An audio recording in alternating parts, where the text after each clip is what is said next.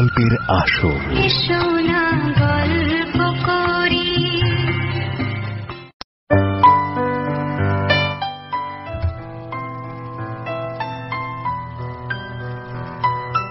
অনুগল্পের আসর শুনছেন আকাশবাণী গীতাঞ্জলি এবং 107 FM এ রয়েছে আপনাদের সঙ্গে।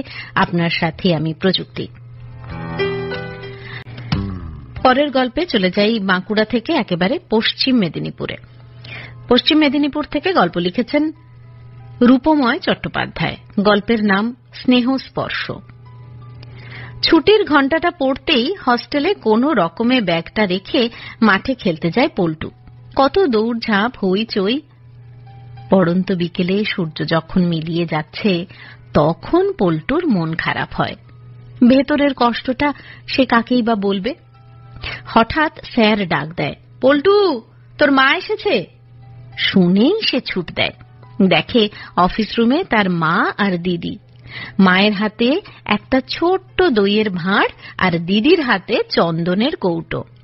দিদি কপাল জুড়ে টিপ দিয়ে বলে, ভালো থাকিস ভাই।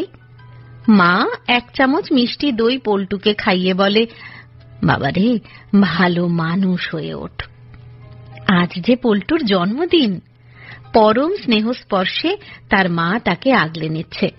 পল্টু মাকে জড়িয়ে ভীষণ জোরে কেঁদে ওঠে। আজকে তোমাকেই তো চাই মা, তোমাকেই। স্নেহ স্পর্শ এই শিরোনামে গল্পটি লিখেছেন রূপময় চট্টোপাধ্যায়, নতুন বাজার, দাঁতন, পশ্চিম মেদিনীপুর থেকে। অনুগল্পের আসর শুনছেন।